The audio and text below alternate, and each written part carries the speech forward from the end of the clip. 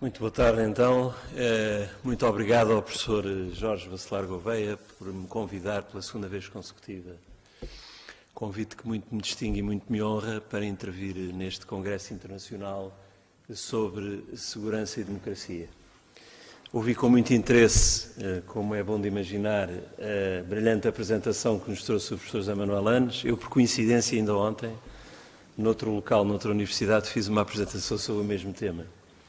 Estava a pensar onde é que ficou o terrorismo de extrema-direita em Portugal. Se também houve ou não houve, que era uma questão interessante de examinar, pelo menos do ponto de vista histórico. Mas eu vou tentar, porque o tema proposto é este, segurança, fronteiras e terrorismo, de alguma forma tentar atacar o problema e apontar para o que entendo que é uma interação bastante próxima que existe entre os três conceitos, segurança, fronteiras e terrorismo, e tentarei demonstrar precisamente ao longo desta apresentação, que tentarei que seja breve, a relação que existe entre cada uma dessas dimensões. A mobilidade profissional é uma das características-chave do terrorismo global. Tudo isto são chavões e são clichês que se repetem. A globalização do terrorismo, a globalização social, a sociedade da comunicação e da informação, portanto, tudo hoje ampliado. Não há hoje a ação terrorista sem mobilidade, mas há outros conceitos que adiante tentarei examinar, que também têm muito a ver com o problema da segurança das fronteiras e até com a ação e o fenómeno terrorista, nomeadamente as questões dos movimentos migratórios, dos migrantes e dos refugiados. Lá chegarei. Porque é difícil delimitar um espaço que é total, que é global, como já tentei referir. Eu acho que, focando a questão sobretudo no nosso espaço Schengen, e o espaço Schengen não se confunde com o espaço da União Europeia, porque nem todos os Estados-membros da União Europeia são signatários da Convenção de Schengen, nem todos os Estados signatários da Convenção de Schengen são Estados-membros da União Europeia. De qualquer maneira, este acordo vem na sequência de um princípio que está enunciado no Tratado da União Europeia, que tem a ver com a livre circulação de pessoas e bens, portanto é uma coisa que cria facilidades, mas que também convoca certamente algum tipo de problemas. Esse acordo, como é sabido, isto é apenas uma breve revisão histórica, foi celebrado em 1985 por um núcleo relativamente restrito de países, Benelux, França e Alemanha, para criar a tal zona livre, digamos assim, de restrições à circulação.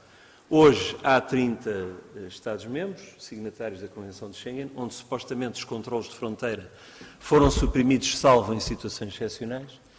A Croácia é o último Estado signatário. Ainda recentemente tive o prazer de acompanhar aqui o professor Jorge Bacelar Gouveia em viagem e verificarmos que os controlos ainda continuam de fronteira. Portanto, apesar da Croácia já ter assinado o tratado, os controlos continuam a ser feitos, isto é, para todos os efeitos práticos, é como se a Croácia não fosse ainda signatária do acordo. E depois temos, de fora disto, continuam a Irlanda e Chipre. Chipre, por razões que têm fundamentalmente a ver com a ocupação parcial da ilha pela Turquia.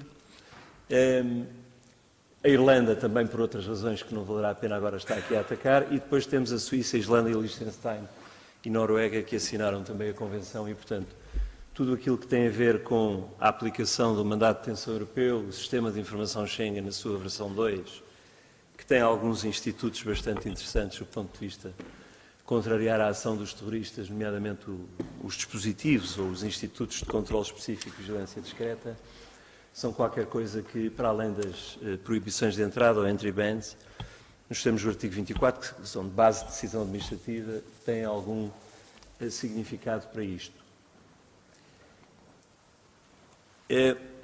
O problema, de alguma forma, já foi, creio que aqui também pelo Sr. Tenente-Coronel João Alvelos, o aumento das tendências de extrema-direita um pouco por toda a Europa, porventura até pelo mundo ocidental. Um conjunto de fenómenos que, na sua gênese, têm problemas de radicalização político-ideológica, ou questões mais abrangentes que são de natureza humanitária. Estou a pensar nos movimentos migratórios que vêm sobretudo da África subsaariana, África dita negra, por razões de fuga às epidemias, às fomes, à miséria, às doenças, etc., sendo que, a partir de determinada altura, nós passamos a ter uma expressão muito concreta e direta do que são as consequências da Primavera Árabe e da Hégira e dos movimentos em direção à formação do califado do Estado Islâmico na região da Síria e Iraque e que vão provocar fluxos migratórios em direção à Europa. E isso foi, do meu ponto de vista, da minha análise particular, que estou pronto a defendê-la quando for necessário, foi das melhores coisas que poderiam ter acontecido à extrema-direita ocidental e europeia, porque é um leitmotiv e um argumento que está sempre em cima da mesa.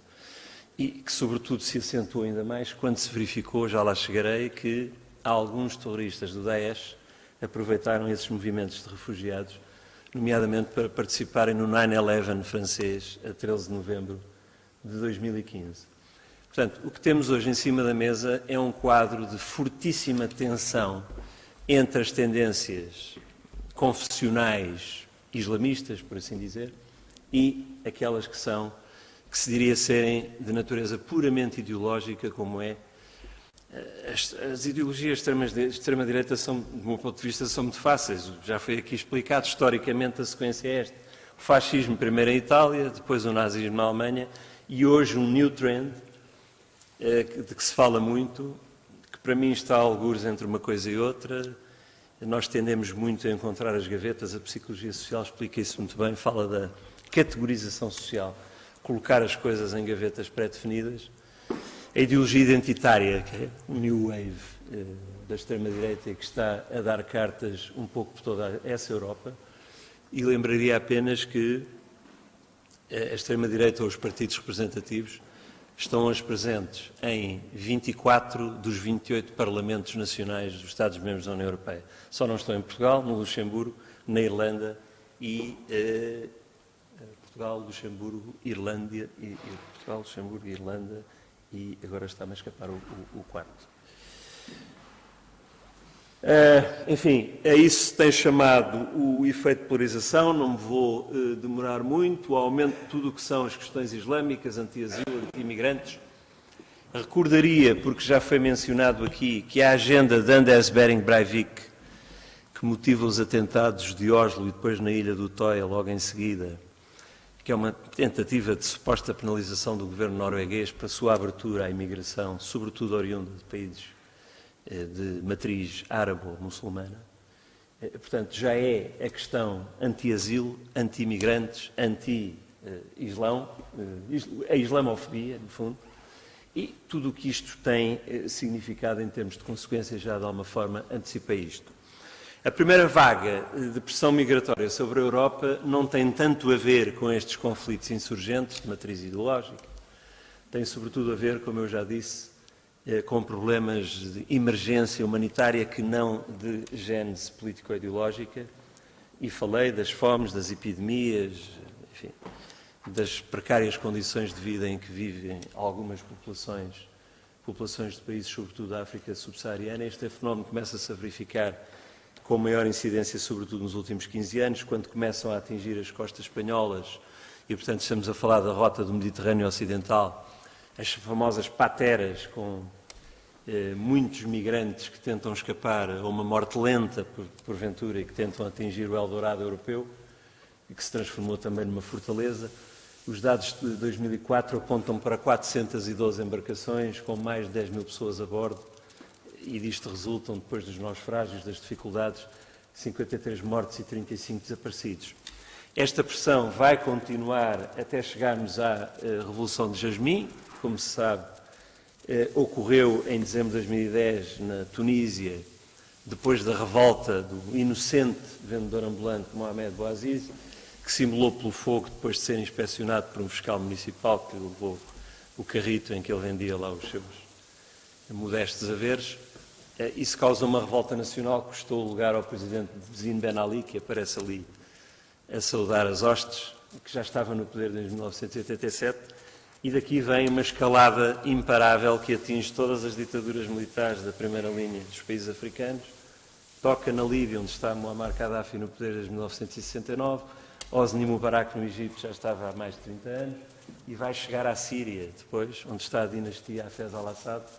De qualquer maneira, salientar que, a propósito da questão migratória, logo após a Revolução de Jasmim e o que é o início da Primavera Árabe, que é desencadeada aí, os imigrantes que atingem a ilha de Lampedusa, que já é território italiano, está apenas a 14 km da costa tunisina, são cerca de 20 mil, na maioria, oriundos daquele território. Isto originará, aliás, a partir de 2015, e nós Portugal foi de alguma forma visado por isto, um programa especial no âmbito da Agenda Europeia para as Migrações para a recolocação de refugiados, migrantes que chegaram à Grécia e à Itália, face à incapacidade daqueles países para responder a toda aquela massa humana que atingia as suas costas.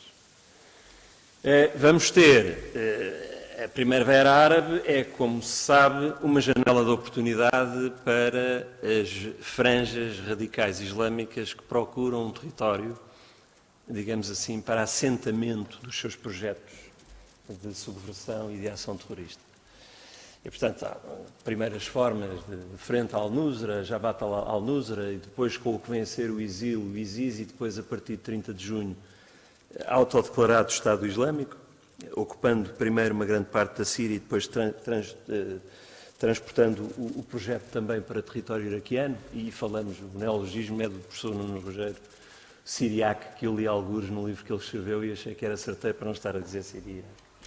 As estimativas que estão em cima da mesa, já vi números que apontam para 41 mil extremistas vindos de fora da zona, e começa aqui o conceito de Foreign Terrorist Fighters, isto é, gente que vem de fora da zona em que o conflito decorre, entre eles 5.500 a 6.000 oriundos da Europa, 13.000 países do Médio Oriente e Norte da África, MENA, na sigla, e temos, o que é muito interessante do ponto de vista sociológico e do estudo dos movimentos migratórios, o movimento em contraciclo, enquanto estes 40 mil, não serão todos, porque há gente que vai mais na perspectiva de... Há mulheres que vão, há crianças que vão em tenras idades, como se sabe, que vão sobretudo em funções de apoio. Isso provavelmente, no caso das mulheres, integrará o crime de adesão à organização terrorista, digo eu, que nem jurista sou. E, portanto, há esta vertente, a que se vai chamar a Isra, ou a Égira, que é uma alusão à fuga do profeta de Meca para Medina em 612, quando começa a ser perseguido pelas autoridades locais que contestam a sua visão do Islão, e, portanto, tem que recolher para uma cidade alternativa, e aí se chamou a Isra, e, portanto, vamos reeditar a Isra, chamando os fiéis, os crentes, a este território que vamos dominar e que será o território, a terra, o Dar al-Islam, a terra do Islão. Em contraciclo, e à medida que as hostilidades se desencadeiam, primeiro na Síria e depois no Iraque, há o movimento dos refugiados que fogem, como é bom imaginar, do conflito que ali se instala. E há uma pressão tremenda numa primeira fase sobre a Turquia, sobre o Líbano e sobre a Jordânia. A Turquia, no movimento da Israel, isto é, de fora da Síria e Iraque para o Califado,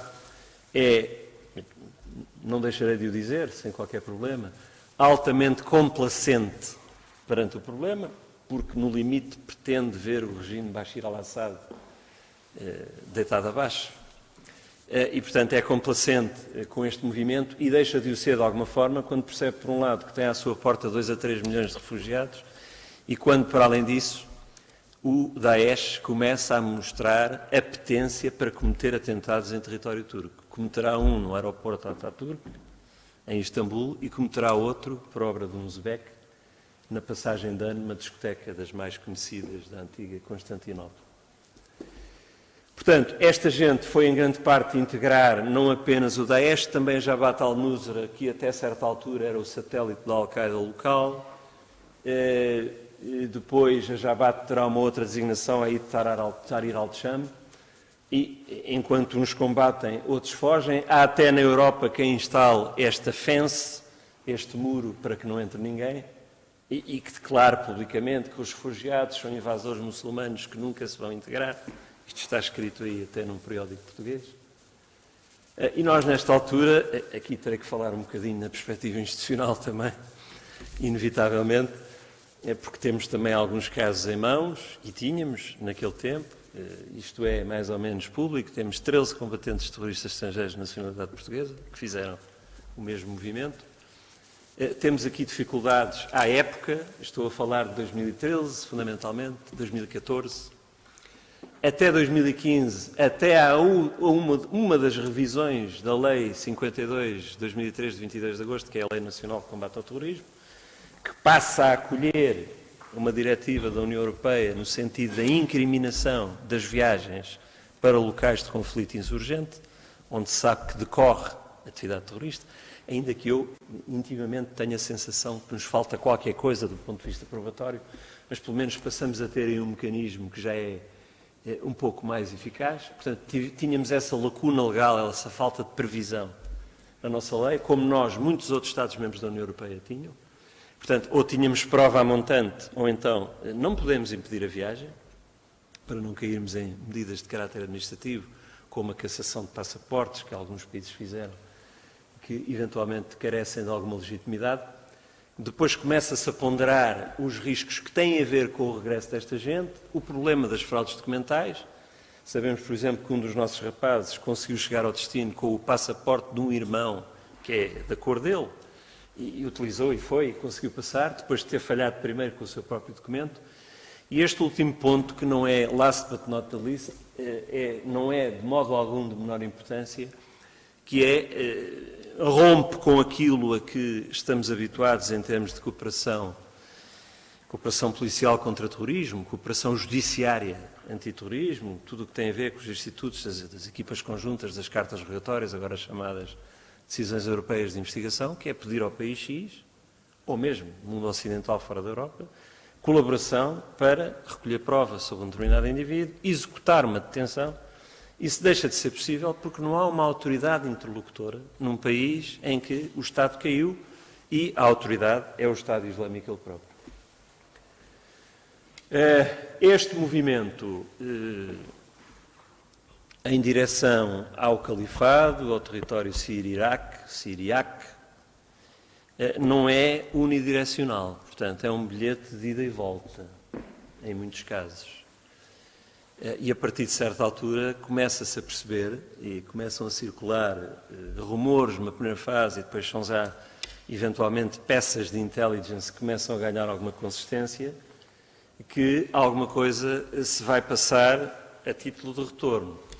O primeiro sinal já é de maio de 2014, quando o senhor, não direi o nome, por solidariedade com a primeira-ministra neozelandesa, este senhor, que tinha combatido durante cerca de um ano, por rotas inimagináveis e apesar de estar referenciado, de ser objeto de um artigo 36, não sei se exatamente de mandato de detenção europeu para captura, consegue iludir todos os instrumentos de escrutínio, de controle, de fiscalização nas fronteiras, é belga, ao contrário, desculpem, francês, consegue chegar à Bélgica, chega às portas do Museu Judaico e causa aquele dano que ali podem ver descrito, que não vou repetir, 4 mortos, vem a ser depois localizado e capturado. Isto é o primeiro sinal, o prenúncio do que se vai seguir a partir de janeiro de 2015, com os atentados de Charlie Hebdo, os irmãos Kouachi, já aqui foram referenciados, eles próprios, para além de membros do gangue, radicalizados na prisão pelo Jamel Begal, que tentou atacar a Embaixada Americana em 2001 em Paris. E, uns dias depois, em Verviers, na Bélgica, o primeiro plot, por assim dizer, que já vem orquestrado, completamente orquestrado, pelo Daesh a partir da região Síria-Iraque, que tem a ver com a presença de 3 jihadistas que mais uma vez entraram sem que se desse conta disso e que estavam a preparar, inclusivamente com meios de filmagem. Nós vimos agora recentemente, há cerca de 2 meses, em Christchurch, um live streaming vídeo no Facebook, portanto a execução dos atentados em direto para mais de 200 e tal pessoas que puderam ver. Estes rapazes não iriam tão longe, porque também estamos a falar de já há mais de 4 anos, mas tinham planos no mesmo sentido, que incluiriam a invasão de esquadras de polícia, o sequestro aleatório de pessoas nas ruas, eventuais decapitações filmadas logo a seguir. Eu não entrarei aqui em pormenores, mas tenho que destacar, sem querer também dizer o nome dele, a importância que esta figura, foi pena que lhe desse para o mal, porque se lhe desse para o bem, ele revelou uma ousadia, uma capacidade de improvisação, uma imaginação, uma inteligência até, porque não reconhecê-lo, embora por os piores motivos, que não estão ao alcance de qualquer jovem de 25 ou 26 anos que ele tinha na altura, vem a morrer mais tarde. É este que aquilo está, é o mastermind dos atentados de Paris, está no local e consegue fugir, vem a ser abatido uns dias mais tarde. Ele faz, tal como o profeta tinha feito, a taquia face a Meca, ele fez a taquia no sentido de simular a sua própria morte e com essa simulação dá-se ao luxo de entrar na Grécia e a partir da Grécia dirige a história de Verviers à distância de alguns milhares de quilómetros. Depois reentra na Síria e volta a reentrar através da Grécia, mais uma vez, no início de agosto de 2015, para preparar os atentados de Paris. Sabe-se que passou uma temporada na Hungria, e na Hungria, estando com este rapaz, cujo nome também não direi, que viveu em Espanha durante algum tempo, é instruído por ele para atacar o Thalys na viagem, o comboio de alta velocidade entre Amsterdão e Paris. Este é um episódio também conhecido. A situação ocorre no dia 21 de agosto de 2015. Portanto, esta gente não é detectada, apesar de estar referenciada. Aqui está uma descrição, está aqui o Presidente Hollande a agradecer aos 2 militares americanos que, por alguma razão mais ou menos fútil ou do acaso, felizmente aperceberam-se da movimentação dele e maniataram e evitaram males maiores. Mesmo assim, há 2 feridos graves. E depois, o que se passou em França. Eu acho que isto já bastaria em termos do que significa, apesar dos dispositivos e dos institutos que existem, dos acordos de Schengen, dos instrumentos, seja para a vigilância, controle discreto, seja para a detenção, seja para a proibição de entradas, que há indivíduos que com estes propósitos conseguem tornar as nossas fronteiras ainda mais vulneráveis e exagerar o que seria o princípio da livre circulação de pessoas e bens para os piores motivos. Porque também sabemos que no tal 9/11 francês, é interessante verificar a esse propósito até que a França é de longe o país mais atingido pelo terrorismo de motivação religiosa. E já o é desde há mais de 25 anos, apesar do 11 de setembro nos Estados Unidos. Portanto, morrem franceses um pouco por todo o mundo em atentados, incluindo naturalmente no território francês. Portanto, estes 2 senhores que nunca foram finalmente convenientemente identificados, também integraram um fluxo, um movimento de migrantes refugiados em direção a uma das ilhas gregas. Ali entraram, acabariam por ser identificados como não refugiados sírios, mas apesar disso puderam prosseguir o seu caminho e, a 13 de novembro de 2015, lá estavam em Paris para participar naquele pequeno genocídio. Eu não vou, porque esta questão provavelmente demorava-nos um seminário, discutir a questão dos regressados, das mulheres e das crianças. É uma questão que se coloca também aqui ao nível nacional, não posso estar a antecipar muito sobre isso, porque é matéria que merece alguma reserva e algum cuidado no seu tratamento. Nós temos aqui problemas que são de resposta de emergência humanitária, que são de segurança também. Estamos a falar de mulheres que integraram a organização, que prestaram tarefas de apoio logístico, que constituíram famílias com os combatentes, que eram a retaguarda deles, que davam todo o tipo de cuidados e apoio que eram necessários e daí, porventura, poderem integrar a responsabilidade criminal a título de adesão à organização terrorista. Temos crianças, algumas que foram encaminhadas para aqui com idades tenras e que, entretanto, foram ali crescendo. Algumas delas já em idades um pouco mais avançadas, que receberam treino militar e que foram expostas à violência medieval e bárbara, que é documentada em vários vídeos, aliás, eles próprios produzidos em sede de propaganda pelo Estado Islâmico, tardarei muito aqui, isto daria, como digo, para outra conversa. Os dados que nós reportamos normalmente relativamente a isto, temos um grupo relativamente alargado de jovens que são filhos de combatentes ou de mulheres que estiveram ligadas a combatentes de outras nacionalidades. Vamos para o critério do direito criminal português, que é a imputabilidade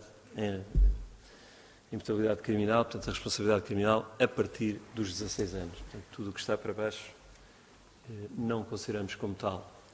Isto é mais um chavão, é do jargão que nós utilizamos, que são quase as 14 palavras mágicas de David Lane, da extrema-direita. Aqui a prevenção é a chave.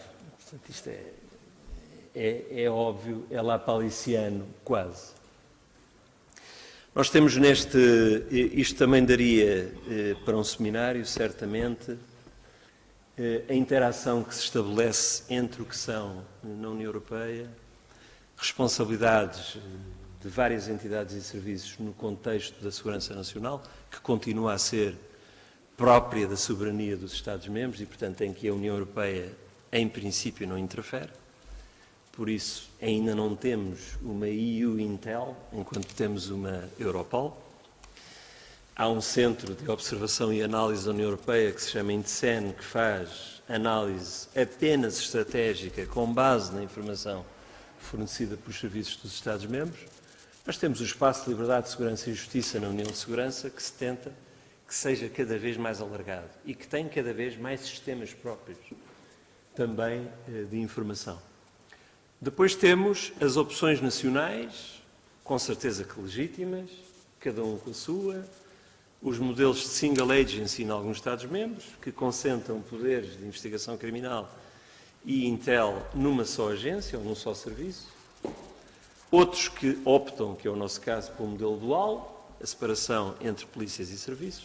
Outros ainda que dentro do modelo dual fazem o que eu chamo de modelo dual misto, em que na vertente policial há várias entidades, é o caso de Espanha e de Itália, por exemplo, várias entidades a participar neste esforço. Isto suscita, é apenas uma impressão de quem mexe nestas coisas há 32 anos, se me é permitido,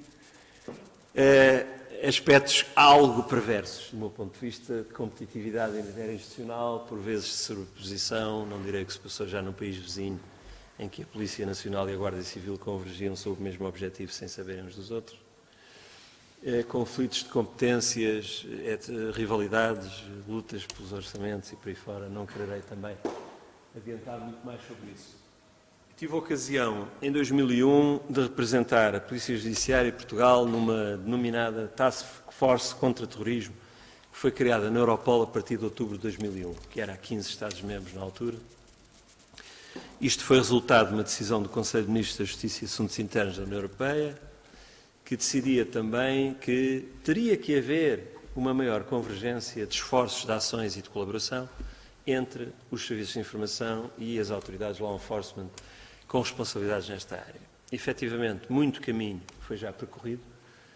Isto está, aliás, e eu recomendaria para os interessados o relatório Terreau, onde ontem estava também com a embaixadora, a doutora Ana Gomes, que foi minha colega de mesa, e falámos sobre isto, do Comitê Especial sobre Terrorismo do Parlamento Europeu, que produz um relatório que foi aprovado em dezembro último, 227 recomendações para esta área, que são muito importantes, na sua esmagadora maioria, e em que estes aspectos estão reconhecidos logo nos considerandos a folhas 13 e 14. Se tiver o relatório é público, está disponível na internet, está até traduzido em português, e é um documento muito interessante. Tudo isto condiciona, enfim, de alguma forma mitiga, porque há sempre um gap entre o que é de um mundo e é do outro, e esse gap normalmente funciona em benefício daqueles que têm propósitos menos lícitos e legítimos. Portanto, há um caminho no sentido da maior convergência, da maior concertação, como ali está dito. Eu penso que a nível nacional temos feito também o nosso caminho, fizemos qualquer coisa desde que foi instituída a Unidade de Coordenação de Terrorismo a partir de 2003, com a aprovação da Estratégia Nacional contra o Terrorismo, está publicada desde fevereiro de 2015, com os planos de ação que lá vêm previstos, nomeadamente para a prevenção da radicalização e do recrutamento para o terrorismo, uma série de passos que foram já ensaiados, E, de resto, esta tendência que aponta para a criação de centros de coordenação, fusion centers, um pouco por toda a Europa, está a fazer escola e caminho e justificou já a criação do chamado Grupo de Madrid, que reúne semestralmente, sobretudo com propósitos de análise, em que Portugal está representado pela UCAT, ou pelo menos por alguns dos serviços que a integram. Há uma questão, e por isso eu pus no título, da mobilidade à interoperabilidade, uma questão muito, muito importante. Está a sair o regulamento do Conselho e do Parlamento Europeu sobre a questão da interoperabilidade. Interoperabilidade entre os diferentes sistemas de informação, alguns já a funcionar no espaço da União Europeia e sob gestão da União Europeia, outros a funcionar ao nível nacional. Eu falarei do caso do PNR, porque é particular, porque depende, é algo que está também no espaço de soberania de cada um dos Estados-membros. Uns estão mais avançados que outros. Alguns já tinham o Instituto antes da aprovação da diretiva pelo Parlamento Europeu há 2 ou 3 anos atrás. Nós ainda estamos numa fase de lançamento do Gabinete de Informação de Passageiros. Portanto, isto é algo muito importante e, se a Luz me ajudar aqui, o sistema de informação Schengen 2 já funciona. Portanto, todos os controlos de voos, de passagens do exterior das fronteiras Schengen para o interior são sujeitos a controle e à verificação de eventuais alertas ao abrigo do artigo 36. Obviamente, se houver uma inserção de detenção, mandato de detenção europeu nos termos do artigo 26, não faz sentido pedir uma vigilância específica ou vigilância discreta ou controle específico, porque se executa, pura e simplesmente, o mandato de detenção europeu. O Eurodac, que é relativo, como sugere a própria designação, da datiloscopia, portanto, de impressões digitais. O Sistema de Informação sobre Vistos, VIS. O Sistema de Entradas e Saídas na União Europeia, que está ainda em fase de lançamento. O Sistema de Autorizações e Informação sobre Viagens de Países Terceiros, que também virá a estar. E o Sistema, portanto, European Criminal Record Information System, portanto, o Sistema Europeu de Informações Criminais, TCN significa sobre nacionais de países terceiros, que virá a estar alguma vez, no futuro breve, em vigor, em conjugação com o que já existe na Europol, que é o Europol Information System, portanto, o sistema de informação da Europol, onde é possível, no fundo, fazer um varrimento, que é mesmo o termo, generalizado, no sentido de verificar se esta pessoa tem qualquer coisa que nos possa estar a escapar. O objetivo, como é evidente, é evitar que senhores como aqueles que passei em revista e que atuaram na União Europeia e cometeram ou participaram em atentados terroristas graves nos últimos anos possam ter chances para que isso aconteça. Outros instrumentos e institutos que temos, a cooperação, a ligação internacional, há uma maneira, já referi isto e até me atreveria a dizer, tal como o Daesh não teria atingido a dimensão que tem sem a internet, também não há hoje combate ao terrorismo, não há investigação sobre o fenómeno sem cooperação internacional. Isto é um dado absolutamente seguro. O policiamento comunitário, o registro nominal de passageiros, PNR, Passengers Name Records, é qualquer coisa que vai ficar sob a jurisdição do ponto único de contacto, depois de ter havido uma primeira ideia de manter isto na estrutura da Polícia Judiciária. Não vou discutir isso porque tardava. A conjugação, também muito importante, o reforço da formação dos agentes de fronteira e o reforço do papel da Agência de Segurança de Fronteiras e Controlo, Coast Guard, portanto, controle das orlas marítimas, Frontex.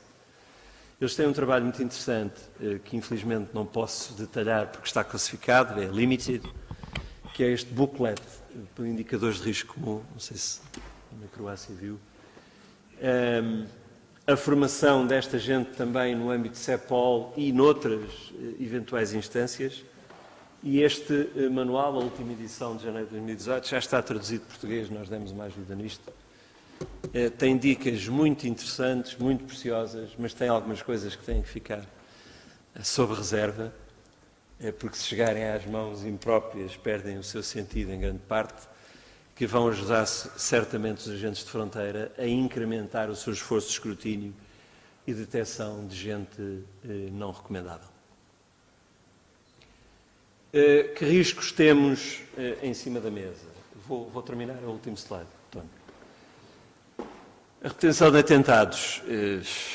Ouvimos dizer isto há vários anos e estamos agora perante o cenário imediato das consequências do tal efeito de polarização. Ora agora ataco eu, ora agora atacas tu. Em Christchurch, na Nova Zelândia, são atacados locais de culto islâmico. Então, na Páscoa, são atacados locais de culto cristão. E reparem, em países, a primeira sensação que temos, quando o Sri Lanka, o LTTE, os Tigres Tamil reganharam capacidade com um projeto separatista, mas também com contornos religiosos, porque eles são hindus e os singaleses, na maioria, são budistas. Não, é mais uma coisa inspirada, pelo menos, pelo Daesh, e é uma retaliação clara, isto está mais ou menos aceite e assumido, pelo que se passou menos de 2 meses antes, na Nova Zelândia, onde também nunca tinha ocorrido nenhum atentado terrorista. Portanto, há a questão dos regressados. Os regressados, é bom que se diga, não têm atingido a dimensão que era expectável quando se começou a perceber a iminente queda do califado, ou do protótipo de califado que o Estado Islâmico tinha instalado na região Síria-Iraque. E o Frontex fala desta expressão muito interessante, que é a conversão dos Foreign Terrorist Fighters em Traveling Terrorists, isto é, eles dispersam um pouco por todo o mundo. Aquele senhor do Museu Judaico já deu provas dessa capacidade de ir por Singapura, pela Malásia, não sei o quê, de iludir todo o tipo de controlos. E há, de facto, esta ameaça da extrema-direita, eu, do meu ponto de vista, levo-a muito a sério. O professor José Manuel Ano já aqui fez um relance muito interessante. Aquele atentado de Bolonha de 1980 é o maior cometido na Europa até hoje, é de agosto de 1980, mas o de Breivik é o segundo, logo a seguir. E fundamentalmente era isto que tinha por... Tinha aqui o Basman, que não tive a oportunidade de trazer. Muito obrigado pela atenção. Até a questão.